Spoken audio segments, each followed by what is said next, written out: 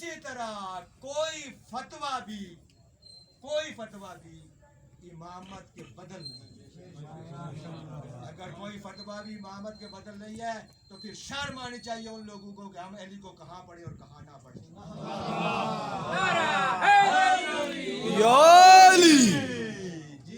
یہ تمہارے پاس کیا اختیار ہے؟ جب فتویٰ یا تو کہیں جی یہ فتویٰ بدل ہے امامت کی، فتویٰ دینے والا کون ہے؟ ہم جیسا خاکی انسان ہے، وہ نور ہے، نور کے مقابلے میں خاکہ ہی نہیں سکتے۔ تو معلوم یہ ہوا کہ جہاں پر امامت کا رتبہ ہے اس رتبے کو وہاں ماننا کسی فتوے کا محتاج نہیں، کسی فتوے کا کوئی محتاج، نہ قرآن اللہ کا بدل ہے، نہ حدیث رسول کی بدل ہے، اور نہ فتویٰ امامت کے بدل ہے۔ کسی فتوے سے امام ثابت نہیں ہو سکتا۔ اگر کسی فتوے سے امام ثابت نہیں ہو سکتا تو امامت کے اختیار بھی کسی فتوے کے ذریعے سے نہیں ہو سکتا۔ اس لیے کہ ہمارا عقیدہ یہ ہے کہ ہم حصول دین کو عقیدہ رکھتے ہیں، جو حصول دین پر عقیدہ نہ رکھے اس کی تمام تاری باتیں باطل ہیں۔ فروع میں آپ فتویٰ لے سکتے، حصول میں کوئی فتویٰ نہیں لے سکتے۔ دوسری بات یہ کہ ہم لوگ بڑے اختیار سے کہہ دیتے ہیں جی کہ فلاں عالم دین نے علی ولی اللہ کا آزان جز نہیں لکھا، نماز کا جز نہیں قرار دیا، اقامت کا جز نہیں قرار دیا۔ مسئلہ یہ ہے کہ ہم سوچتے ہیں اپنے ذہن کے مطابق، فتویٰ ذہن کے مطابق نہیں ہوتا، فتویٰ ہوتا ہے علم کے مطابق۔ اگر یہ میری بات آپ عظیم ذہنوں تک پہنچ گئی تو میری تقریر مکمل ہو۔ سب سے پہلے ہم نے دیکھنا ہے کہ جز ہوتا کیا ہے۔ جب ہم کل اور جز کی بحث کو پہچانیں گے تو پھر ہمیں پتہ چلے گا کہ جو مجتہد جس عالم نے جز نہیں لکھا اس کی وجہ کیا ہے۔ یہ میرا بدن کل ہے، یہ میرا ہاتھ اس کا جز ہے۔ اگر میرے بدن کل کے ساتھ سے یہ ہاتھ اللہ نہ کرے جدا ہو جائے تو میرا کل باقی رہے گا، اس جز کے جانے سے میرا کل ناقص ہو جائے گا لیکن کل ختم نہیں ہوگا۔ میرا کل ختم نہیں ہوگا۔ ہزاروں لوگ آپ دیکھتے ہیں کہ جن کے بدن موجود ہیں، ہاتھ نہیں، چلتے پھرتے ہیں، لیکن وہ جز ناقص ہو جائے گا لیکن کل باقی رہے گا۔ میرا پاؤں میرا جز ہے، اللہ نہ کرے ٹوٹ جائے، ساتھ سے جدا ہو جائے، کل ختم نہیں ہوگا۔ یعنی جز کے جانے سے کل ختم نہیں ہوگا، کل باقی رہتا ہے لیکن وہ ناقص ہو جاتا ہے۔ میری آنکھیں میرا جز ہے، کتنے سارے لوگ نبینا آپ دیکھتے ہیں کل ناقص ہو جاتا ہے لیکن کل باقی رہتا ہے، کل باقی رہتا ہے۔ یہ سارے ذہنوں تک بات پہنچ گئی کہ کل کے ساتھ جب جز نہ ہو کل باقی رہتا ہے لیکن ناقص ہو جاتا ہے، جز کے جانے سے کل ختم نہیں ہوتا۔ اتفاق ہے اس بات پر؟ جن جن لوگوں کا اس بات پر اتفاق ہے میں ان سے پوچھتا ہوں کہ کہیں بھی نبی نے یہ کہا ہو کہ علی فلاں عبادت کا جز ہے؟ لیکن اس بدن کے اندر ایک چیز ہے، وہ کیا ہے؟ وہ ہے روح۔ اگر اس بندے بشر کے اندر سے وہ روح ختم ہو جائے تو وہ کل ختم ہو جائے، وہ کیا ہو جاتا ہے؟ مردہ ہو جاتا ہے، وہ مردہ ہو جاتا ہے۔ بھائی میں آپ کے سامنے گفتگو کر رہا ہوں، اس لیے کر رہا ہوں کہ میرے اندر روح موجود ہے۔ میرے اندر اگر روح موجود نہ ہو تو میں ختم ہو جاؤں، پھر مجھے زندہ بھی نہیں کہا جائے گا، مجھے مردہ کہا جائے گا۔ کائنات کے رسول نے فرمایا یا علی انتا روح العبادہ، जायली तू इबादतों की रूह है, यानी जिस इबादत में अली है वो इबादत है, जिस इबादत में अली नहीं वो इबादत नहीं, वो मुर्दा है।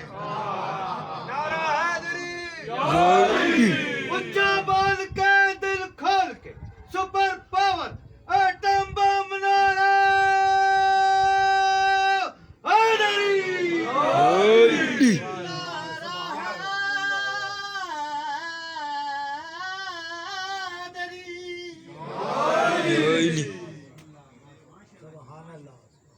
जाली तू इबादतों की रूह है, जाली अंत रूह इबादत, तू इबादतों की रूह है।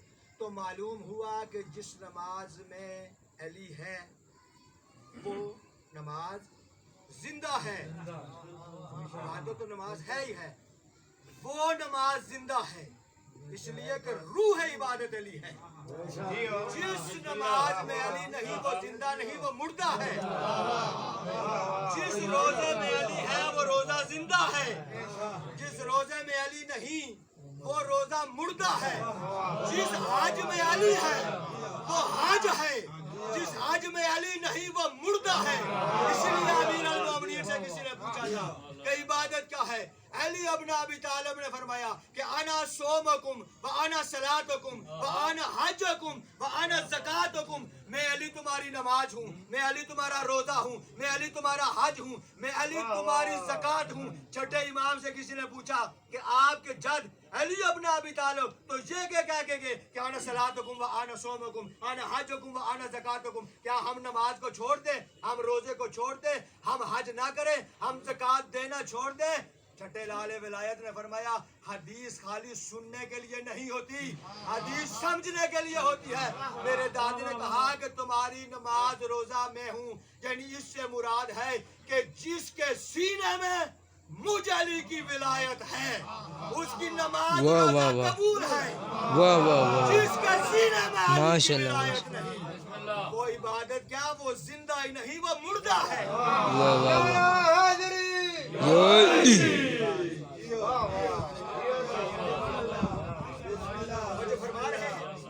सबसे अजीम इबादत कौन सी है? सबसे अजीम इबादत, सबसे अजीम इबादत है नमाज। यही बात है जी। बहुत सारी चीजें छोड़ के सबसे अजीम इबादत है नमाज। कायनात के रसूल ने फरमाया जिसकी नमाज कबूल उसके तमाम तरह अमाल कबूल, जिसकी नमाज रद्द उसके तमाम तर अमाल रद्द। नमाज कबूल तमाम तरह अमाल कबूल। नमाज कबूल किसकी होती है? कि जो पढ़े, जो पढ़े नहीं उसकी कबूल क्या होनी है? लेकिन मालूम यह करना है कि जिसकी नमाज रद्द, जिसकी नमाज रद्द, अभी ये कोई कहे कि जो नमाज पढ़ता है उसकी कबूल नहीं होती, उसकी नमाज रद्द होगी, ये तो मुमकिन ही नहीं है।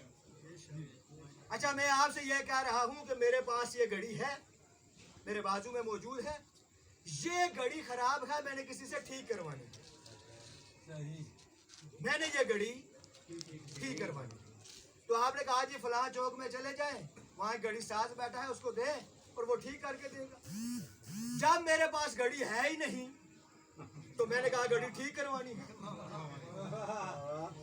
जब मेरे पास घड़ी का वजूद ही नहीं तो मैं आपसे कह रहा हूँ मैंने घड़ी ठीक करवानी है। आपने पूछना है मौलाना साहब या तो दिमाग का इलाज करवाओ, तो या घड़ी का वजूद लेके आओ, कौन सी घड़ी ठीक करवानी है? भाई जिसने नमाज पढ़ी ही नहीं तो नमाज का वजूद ही नहीं, उसने पढ़ी ही नहीं, तो फिर उसकी रद्द कैसे होगी?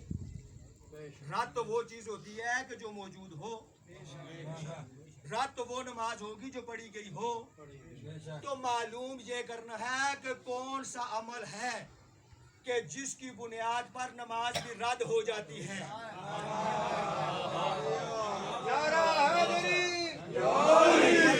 इबादत नमाज, लेकिन रसूल कह रहे हैं, मैं नहीं कह रहा, कि जिसकी नमाज कबूल, अभी देखना यह कि नमाज कबूल कैसे होती है, किसके अमल से, किस अमल से नमाज कबूल होती है। اور کس کے عمل نہ کرنے سے نماز رد ہوتی ہے.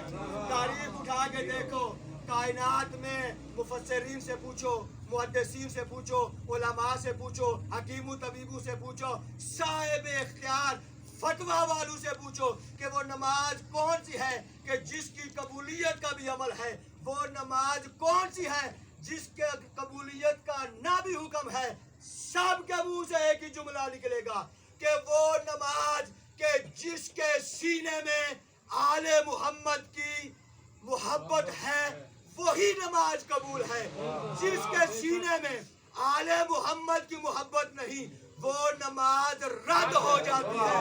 لیکن ممبر سے اعلان کر کے کہہ رہا ہوں کہ تمام تر عبادتیں قبول ہوتی ہیں علی کی ولایت کے ساتھ. اگر علی کی ولایت نہ ہو تمام عبادتیں رد ہو جاتی ہیں.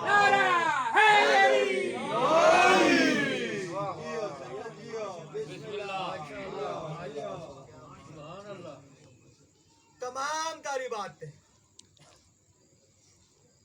علی کی ولایت کے ساتھ. ابھی حدیث ہے, میں اپنی طرف سے نہیں کہہ رہا. کہا جس کی نماز قبول تمام تر قبول. لیکن قبول نماز کیسے ہوگی؟ یعنی کوئی ایسا عمل ہے نا جو نماز کو قبول کرتا ہے. جس کی نماز رد, کوئی ایسا عمل ہے کہ جس سے نماز رد ہو جاتی ہے. وہ کون سا عمل ہے کہ جس سے نماز قبول ہوتی ہے؟ وہ کون سا عمل ہے کہ جس سے نماز رد ہوتی ہے؟ اگر وہ عمل ہمیں ڈھونڈنا پڑے گا. تو جب ہم نے مفسرین سے پوچھا, تاریخ سے پوچھا, صاحب مکتب سے پوچھا, تو ہمیں فقط علی کی محبت کہ جس کے ہونے سے عبادت, زاہد تیری عبادت کو میرا سلام ہے. بے حب اہل بیت عبادت حرام ہے. تو حرام اول میں نے کیا کہا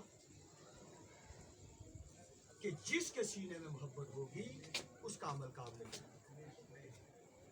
کسی نے اس کو کافر نہیں کہا کہ اس نے عبادت کو حرام کرا. فتویٰ دینا چاہیے کہ جس نے نماز کو نہیں پڑھا وہ کافر ہے. نماز کا منکر کافر ہو سکتا ہے, نہ پڑھنے والا کافر نہیں ہے. نماز پر جو ایمان رکھتا ہے, جو کلمہ پڑھتا ہے, وہ مسلمان ہے. اور نماز میں سب سے اہم ترین چیز کون سی ہے؟ سجدہ. سب سے اہم ترین چیز سجدہ. لیکن وہ سجدہ کون سا ہے؟ اس سجدے کو اتنی اہمیت کیوں دی؟ اگر رکوع جو ہے وہ سجدہ نہیں, رکوع عبادت نہیں ہے, قیام عبادت نہیں ہے, اس سجدے کو اتنی اہمیت کیوں دی؟ آخر سجدے کی اہمیت, نماز مکمل ایک نماز ہے, نیت بھی نماز ہے, قیام بھی نماز ہے, تکبیرۃ الاحرام بھی نماز ہے, رکوع بھی نماز ہے, تشہد بھی نماز ہے, سلام بھی نماز ہے, تمام تر نماز ہے. لیکن اس نماز کو, اس عبادت میں سب سے اہم چیز دیا گیا جو رکن ہے, وہ رکن ہے سجدہ. سجدے کو اہمیت کیوں دی؟ سجدے کو اہمیت اس لیے دی گئی کہ جس سجدے نے اس کی توحید کا انکار کر دیا تھا. کہ حسین کا سجدہ تھا کیا؟ ذرا غور و فکر کیجیے, حسین کا سجدہ کیا تھا؟ حضرت آدم کو بنایا اور بنانے کے بعد یہ کہا کہ آپ سارے سے سجدہ کریں. سب نے سجدہ کیا, ایک نے انکار کیا. کس نے اس کا انکار کیا؟ سجدے کا انکار نہیں تھا, اس کی توحید کا انکار تھا. سجدے کا انکار, توحید کا انکار. اچھا آپ یہ کہیں جی کہ اللہ نے کہا تھا آدم کو سجدہ کرو تو اس نے سجدہ نہیں کیا, تو آپ کو سجدے کا حکم کس نے دیا؟ ہمیں سجدے کا حکم کس نے دیا ہے؟ اللہ نے دیا. ہم نے ڈائریکٹ اللہ نے کہا کہ ہاں فلاں آدمی تو سجدہ کر, فلاں آدمی تو سجدہ کر. ہمیں بھی رسول نے کہا کہ اللہ کو سجدہ کرو. ڈائریکٹ اللہ نے کسی سے نہیں کہا کہ سجدہ کرو. یہی ہمارے تک مکمل رسول کے ذریعے سے پہنچا. ہم رسول کے ذریعے ہماری عبادت کرتے ہیں سجدہ کرو. تو اگر اس نے سجدے سے انکار کیا تھا, حکم خدا تھا, تو اسے اپنی محفل سے نکال دیا گیا, تو ہم کتنے سجدوں کا انکار کرتے ہیں؟ لیکن جس سجدے کا اس نے انکار کیا تھا اس کی توحید کو کیا کرنے کے لیے منحرف کرنے کے لیے، یعنی انکار کرنا. یہاں سے آسانی سے آپ بات سمجھیں کہ یہ بچہ میرا شاگرد، میں نے اس کہا بیٹا اس میں پانی ڈال کے دو، انہوں نے کہا نہیں ڈال کے دیتا. ابھی آپ کہیں کہ نوجوان تھا تھکا ہوا ہوگا نہیں ڈال کے دیا، ساری آپ کی طویلیں اپنی جگہ، لیکن در اصل میری توہین اس میں موجود ہے کہ میرا شاگرد تھا، میں نے اسے نعمت تھکا ہوا اٹھا پانی ڈال کے دینے میں کیا تھا. بسم اللہ. بے شک آپ کہیں کہ وہ شیطان تھا وہ برا تھا، لیکن جب اس نے انکار کیا تو انکار توحید تھا، انکار تھا، انکار سے آپ باہر نہیں جا سکتے.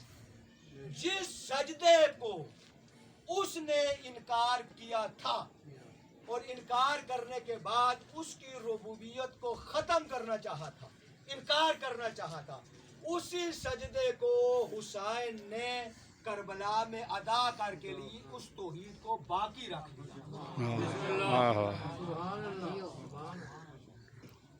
اس توحید کو باقی رکھا کہ جس سجدے سے تو نے انکار کیا ہے، آج دیکھ حسین کن محرلوں سے گزر کر اس سجدے کا اقرار کر رہا.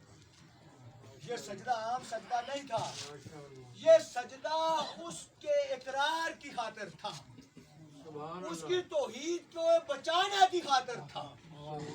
اور یاد رکھنا حسین ابن علی نے خود بیان فرمایا کہ جب مکہ سے مدینہ آئے، مدینہ سے مکہ جانا 6 ماہ تک مکہ میں رہے، اور حسین ابن علی نے حج کو عمرے میں تبدیل کیا اور خانہ کعبہ سے مخاطب ہو کے کہا ہے بیت اللہ، ہے اللہ کے گھر، میں تیرے تقدس کو باقی رکھنا چاہتا ہوں، اس لیے میں حج کو عمرے میں تبدیل کر رہا ہوں، تیرے تقدس کو باقی، کہ تو اللہ کا گھر ہے. دوسرا یہ کہ تو بیت اللہ ہے، تو اللہ کا گھر ہے، تو یہاں موجود ہے، لیکن تیرا روح میں حسین اپنے سینے میں لے کے جا رہا. اتنا خاموشی والا جملہ نہیں تھا جتنا تو خانہ خدا ہے، اللہ کا گھر ہے، تیرا احترام ہے، لیکن تیرا روح میں اپنے سینے میں لے کے جا رہا ہوں. لیکن میں حسین تیرے سامنے کھڑا ہو کے تجھ سے ایک وعدہ کر کے جا رہا ہوں، میں حسین اپنا بیان دے کے جا رہا ہوں کہ جو تیرے پاس آئے گا جو ایک حج کرے گا اس کا ایک ہی حج ہوگا، لیکن تیرا روح مجھ حسین کے اندر موجود ہے، جو میرے پاس آئے گا اسے 70 حج مقبولہ کا ثواب ملے گا، جو ایک حج ہے اسے بھی مقبولیت کی کوئی گارنٹی نہیں، ادھر 70 حج کی مقبولیت کی گارنٹی دی جا رہی ہے، اس لیے کہ تیرا روح میرے پاس ہے. جس روح کو تجھ میں ڈالا گیا اور پھر اس روح کو حضرت آدم میں ڈال کر اسے سجدے کا حکم دیا گیا، اس سجدے کا جس نے انکار کیا وہی روح میں اپنے سینے میں لے جا کر کربلا میں ایسا سجدہ کروں گا کہ قیامت تک اس کی توحید باقی رہے گی.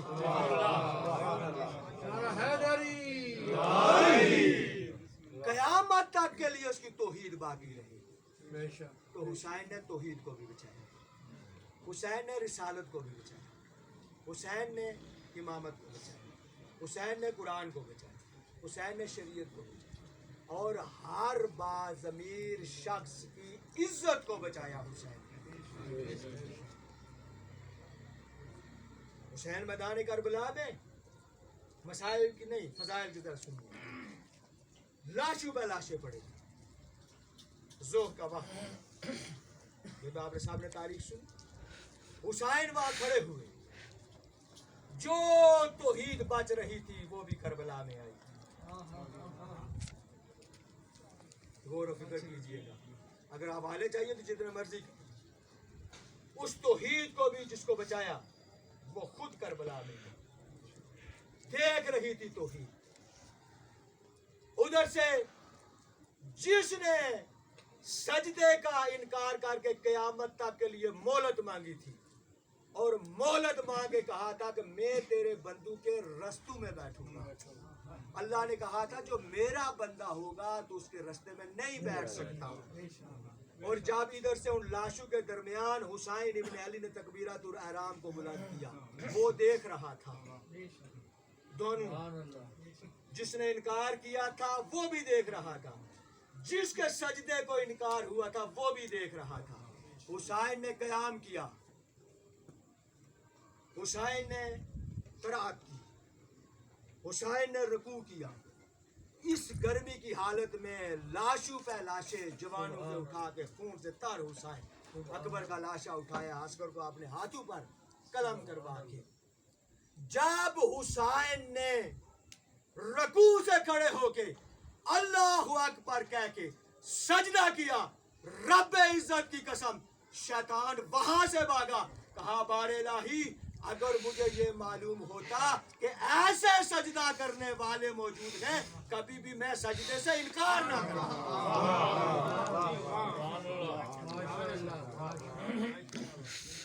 اگر مجھے معلوم ہوتا.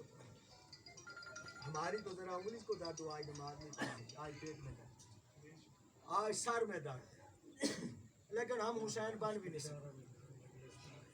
کائنات میں یا وہ ذات ہے یا حسین. نہ کوئی توحید, نہ کوئی خدا بن سکا اور نہ کوئی حسین بن سکا. وہ کسی ذاکر کا وہ مصرع بھی ہے نا قصیدے کا, وہ شفقت دوستوں کا ہے کہ حسن بھی ان میں دو بنے, وہ ایک پورا مصرع ہے, مگر حسین ہی یہ سارے بار بار بنے مگر حسین. کائنات میں فقط حسین کہ جس کے نعم البدل کوئی ہو نہیں سکتا, کہ جس نے مکمل توحید کو بچا دیا, مکمل دین کو بچا دیا. لیکن اللہ کا کام ہے دین بنانا, نبی کا کام ہے دین پہنچانا, امامت کا کام ہے دین بچانا. کربلا میں حسین نے دین کو بچایا نہیں. آپ خاموش ہو. کربلا میں حسین نے دین کو بچایا نہیں, دین کو پہچانوایا. کہ ادھر سے یزید انکار کر رہا تھا, ادھر کربلا میں حسین دین کو قائم کر رہا تھا. قیام دین آدم کے دور میں نہیں ہوا, نوح کے دور میں نہیں ہوا, موسیٰ کے دور میں نہیں ہوا, عیسیٰ کے دور میں نہیں ہوا. دین کا قیام کربلا میں ہوا. حسین نے وہاں پر دین کو ایسا قائم کر دیا, دین کی ایسی پہچان کروائی کہ کہا میرے کے بعد جتنے آنے والے میرے جانشین موجود ہیں. جب تک یہ دین باقی ہے اس پر کسی قسم کی بھی آنچ آئے گی, ہم آل محمد اس دین کو پامال نہیں ہوں گے. کیا کربلا کے بعد جو باقی معصومین گزرن پر سختیاں نہیں آئی, کتنی مصیبتیں آئی. امام حسین نے ساری زندگی اس دین کو بچانے کے لیے زندان میں گزاری. باقی کیا امام کو تخت و تاج چاہیے تھا, حکومت کی لالچ تھی, کیا چاہیے تھا؟ دین کی خاطر. امام محمد باقر جس کو آپ علم الاولین والآخرین, کیا ان کے دور میں کوئی مشکلات تھی؟ امام سجاد کے دور میں کوئی مشکلات, امام جعفر صادق علیہ السلام کے دور میں کوئی مشکلات, امام کی گلی میں کسے داخل نہیں ہونے دیا. ہر معصوم نے ہر مشکل دور میں دین کو بچایا. لیکن جو قربانی کربلا میں حسین نے دی وہ ماں سبق نبی بھی نہ دے سکے. وہ قربانی کوئی نہ دے سکے. حسین نے کربلا میں دین کو قائم کیا, جو باقی ہادی تھے اس قائم دین کو انہوں نے قائم و دائم رکھا, اس کو پامال نہیں ہوا. اور آج تک بھی ہمارا یہ دین قائم و دائم اس لیے ہے کہ حجت خدا پردے میں باقی ہے, کہ جس کے بلبوتے پر آج یہ دین دنیا میں رائج کر رہا ہے. لیکن بڑی مشکلیں اٹھائی عالم, بڑی مشکلیں اٹھائی.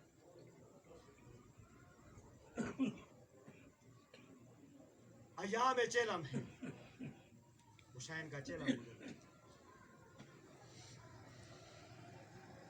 इससे मुख्तसार नहीं, रात का वक्त था कि जब यजीद ने इमाम सैयद सज्जाद को अपने दरबार में, यहाँ पर भी अगर ये मेरे नौजवान मुझसे नाराज ना हो तो मैं यहाँ पर भी एक जुमला कहना चाहता हूँ। कुछ हमारे मिम्बरों से मनकरत रवायतें बयान की जाती हैं, गलत रवायतें बयान की जाती हैं कि यजीद की ख्वाब में रसूल खुदा आए तो उन्होंने कहा तूने मेरी आले बैत पर बहुत जुल्म किया है और उन्हें रिहा कर दिया। ये रवायत पढ़ी जाती है ना मिम्बरों से, जिन्होंने सुनी है वो तो बोले, लेकिन इज्जत ज़हरा की कसम ये झूठ बोलते हैं। जब आप ये कहते हैं कि आले मोहम्मद के नजदीक रिच नहीं आ सकता तो यजीद से बड़ा रिच कौन है? फिर रसूल उस रिच के ज़हन में कैसे चले, उसकी ख्वाब में कैसे चले?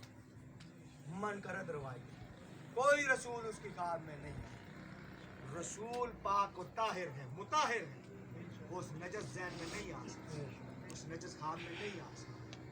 ये बेगैरत सख्तियां कार के तंग आ गए, जुल्म कार के तंग आ गए।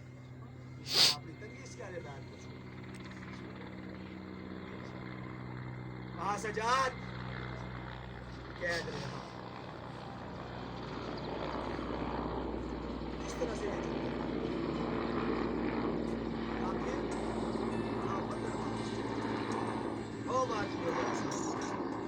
सैयद सजाद ने उससे मुखातिब होकर कहा कौन सा मेरा कौन सा वतन रह गया है? मेरे तो कुछ करबला में मारे, कुछ शाम के बाजार खा, एक कमसन बहन थी तो जो जिंदान में तड़प के मेरा वतन पर कौन है, कौन से वतन? जब भी किसी कैदी को रिहाई का हुक्म मिले ना वो खुश होता है, लेकिन वाहिद कायनात में इमाम मोहम्मद का बादल न सैयद सज्जाद कि जब यजीद ने कहा तुम्हारी कैद रिहा है, सज्जाद ने खून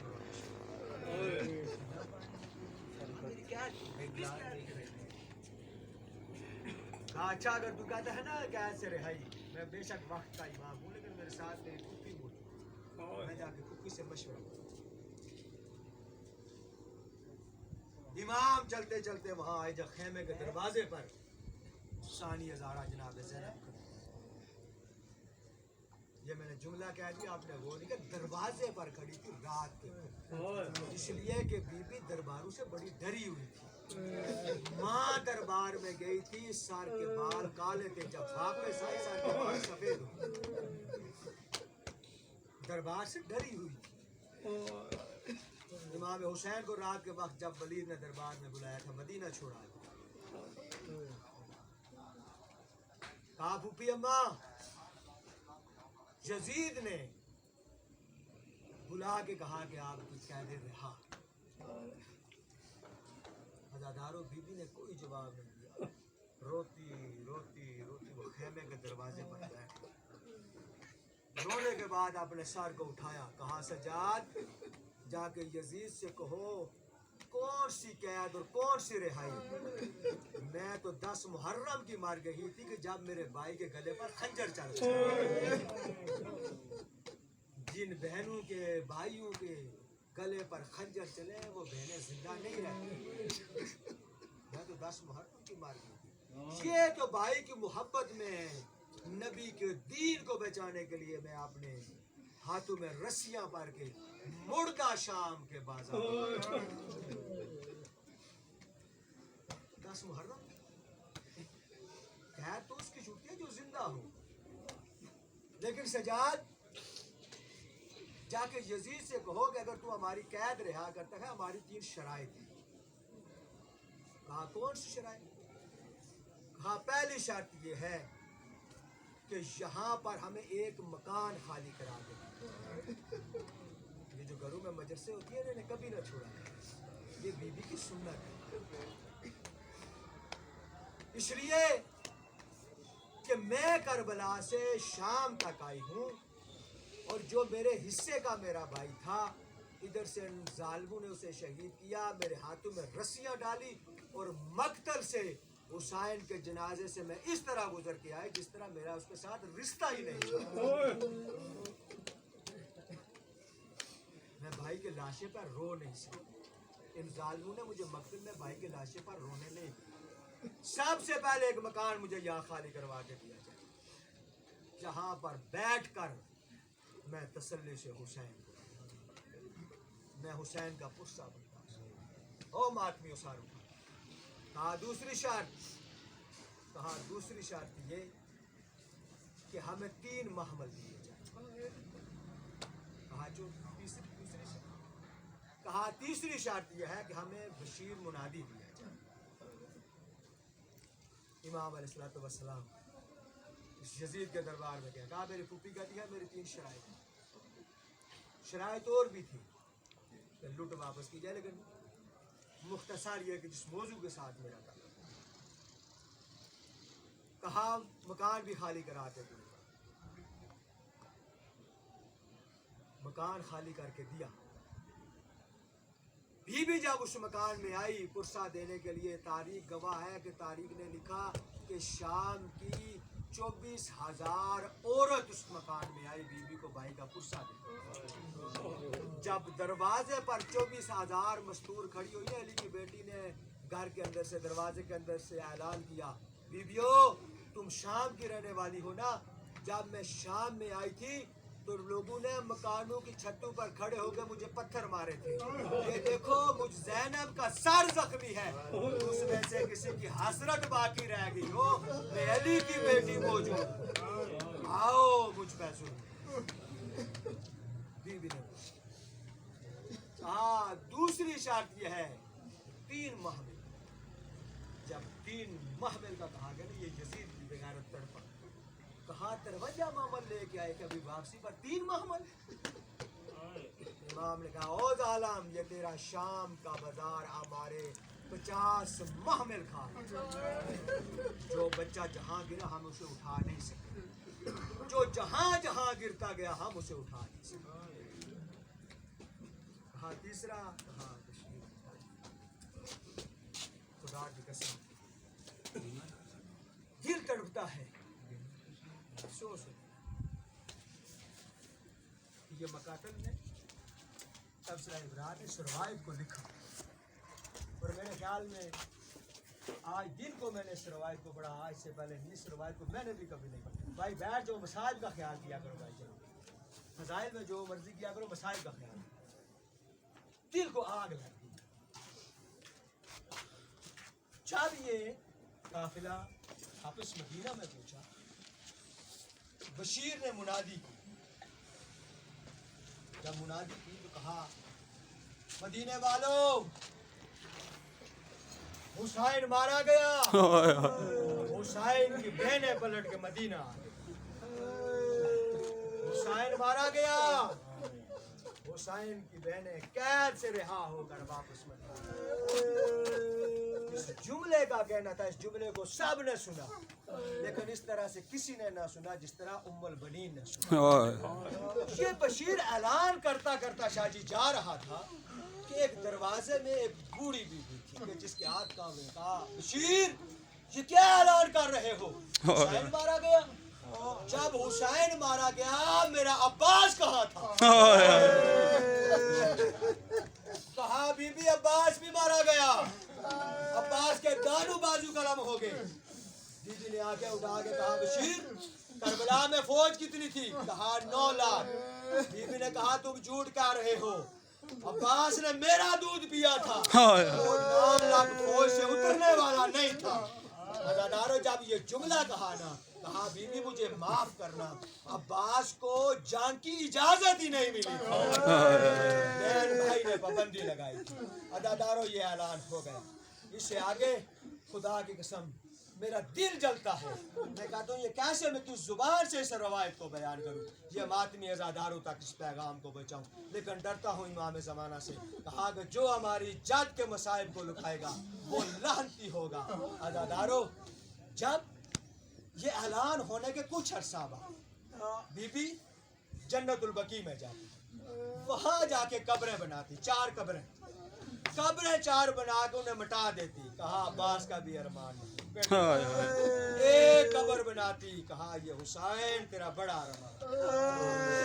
अज़ादारों, मक्तल की इस रवायत को बार बार खुदा की कसम भूला हुआ नहीं हूँ, डर रहा हूँ पढ़ूं कैसे, मेरी जुबान मुझे इजाजत नहीं देती कि मैं इस रवायत को बयान कैसे करूं, मेरा दिल घुटते जा रहा है। अज़ादारान मज़लूम करबला, ये बीबी जब ज़हीफ़ होगी ना, ज़हीफ़, इमाम मोहम्मद बाकर से कहा, बाकर अच्छा मुझे मातमी माफ़ कर, मेरी मजबूरी है, मक्तल में ना होता मैं कभी ना पढ़ता, खुदा की कसम मैं भूला नहीं, मैं मिंबर पर कब्र हुसैन पर हाथ रख के मेरा सीना मुझे इजाजत नहीं दे, मेरी जुबान ये लफ्ज़ कहने के लिए तैयार है।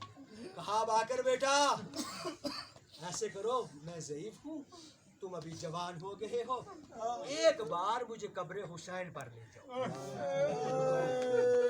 मुझे हुसैन की कब्र की ज़ियारत कराओ।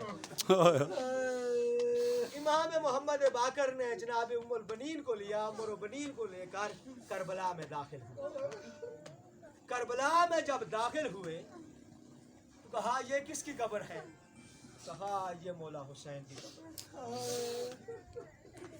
बीबी ने कहा ये हुसैन की कब्र है। अच्छा, अकबर की कब्र कहाँ है? कहा हुसैन की पाँव की तरफ अकबर सोया। चंद फैसले जिसने ज़ियारत किया ना करबला की, चंद फैसले पर, चंद कदमों पर हबीब इब्न मज़ाहिर। कहा ये कब्र किसकी है? कहा ये कब्र हबीब इब्न मज़ाहिर।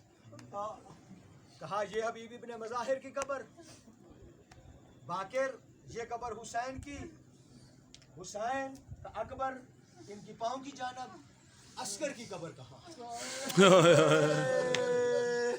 इमाम मोहम्मद बाकर इमाम थे ना, बड़ी तसल्ली के साथ कहा अम्मा जब बच्चा कमसन होता है ना वो माँ के सीने पे सोता है।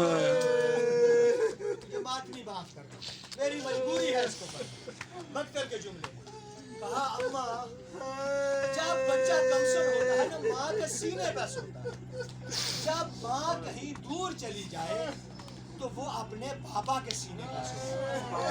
10 मुहर्रम को जब असगर को इन्होंने शहीद किया, माँ के हाथों में रस्सियाँ डाली, माँ हाथों में रस्सियाँ डाल के शाम के बाजार में चली गई, शराबी के दरबार में चली गई। उस दिन से असगर अपने बाप के सीने पे सोया। असगर बाप के सीने पे सोया। ये अकबर की कब्र, ये असगर की कब्र, ये हुसैन की कब्र, ये हबीब इब्न मज़ाहिर। बाकिर मेरे बेटे अब्बास की कब्र, मुझे अपने बेटे अब्बास की कब्र पर ले जाओ। अज़ादारों, इमाम मोहम्मद बाकर ने दादी का हाथ पकड़ा, दादी को हाथ पकड़ के जिन्होंने करबला में हुसैन का रोजा और अब्बास का रोजा बिल्कुल आमने सामने, चंद लम्हों का फासला। लेकिन बीबी जब हुसैन के रोजे से उठी, अब्बास के रोजे तक गई, इमाम फरमाते हैं कि वो सफ़ा और मरवा जितना सफ़र भी इतना सफ़र तवील हो गया था माँ के। अभी ये बात में जरा सर को उठा, जिन्होंने सर नीचे किया मेरी तरफ देखा, हुसैन का वास्ता, रोना अपने अपने नसीब दिया। जब बीबी को मौला अब्बास की कब्र पर ले गए, इमाम मोहम्मद बाकर ने कहा कि अम्मा ये कब्र है अब्बास की। बीबी ने अपने हाथों को यहाँ रखा,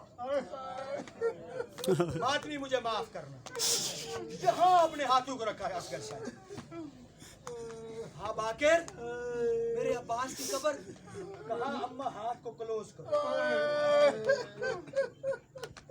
माँ ने हाथ को क्लोज किया।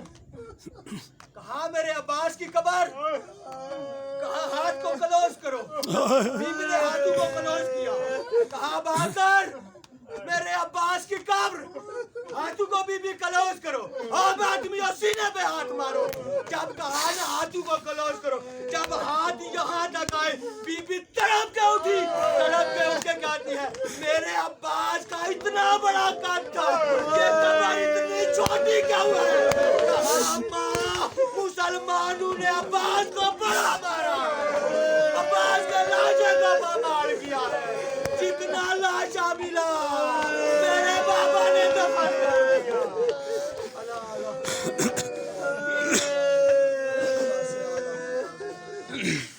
ایام قلب بات میں حسین